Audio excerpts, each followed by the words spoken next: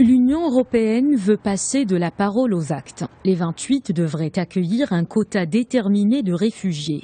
Un quota obligatoire basé sur la population, le PIB, le taux de chômage et le nombre de réfugiés déjà accueillis. La Commission européenne a prévu d'autres mesures pour venir en aide à ceux qui traversent la Méditerranée.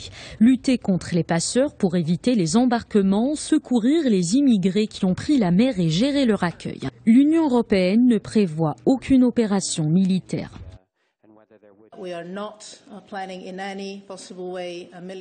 Nous ne prévoyons pas d'intervention militaire en Libye.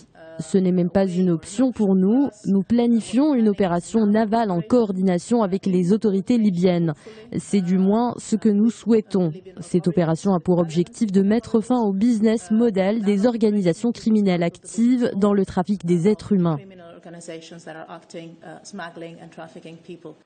Le plan d'action pour l'immigration et l'asile suscite déjà la controverse. Si la Suisse est prête à faciliter l'accueil des migrants au sein de l'UE, la Grande-Bretagne se montre ferme. Ceux qui traversent la Méditerranée pour gagner l'Union européenne devraient être renvoyés. Pour Londres, la proposition des 28 poussera d'autres personnes à risquer leur vie, mais la Commission européenne approche la problématique sous un angle différent.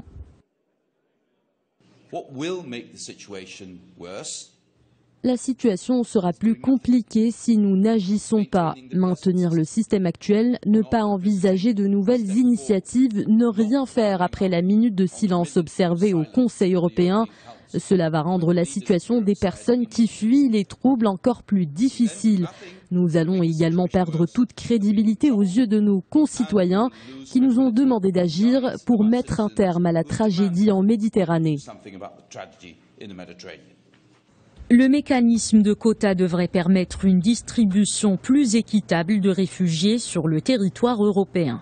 Sur plus de 360 000 demandes d'asile traitées en 2014, 185 000 ont été acceptées. Seulement 6 pays européens ont répondu favorablement à ces demandes: l'Allemagne, la Suède, la France, l'Italie, le Royaume-Uni et les Pays-Bas.